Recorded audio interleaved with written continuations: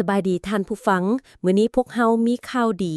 และข่าวน่าภูมิใจของประเทศลาวมาแบ่งปันให้ทุกคน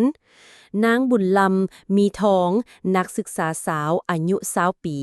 จากวิทยาลัยเทคนิคแขวนเวียงจันทน์ได้สร้างชื่อเสียงให้ประเทศลาวอย่างงดงามเมื่อนางสามารถคว้ารางวัล Best of Nation ในการแข่งขัน World Skills ASEAN 2025ที่นครมะนิลาประเทศฟิลิปปินส์แม้นว่านางจะมีเวลากาเกี่ยมตัวเพียง10มื้อ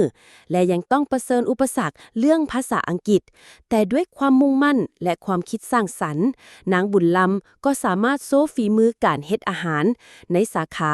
Culinary Arts หรือศิลปะการปรุงแต่งอาหารจนคณะกรรมการประทับใจเป็นอย่างยิ่ง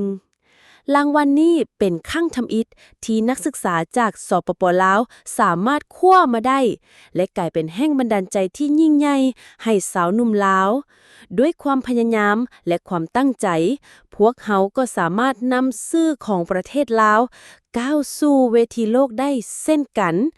ขอแสดงความยินดีกับนางบุญลำมีทองอีกครั้ง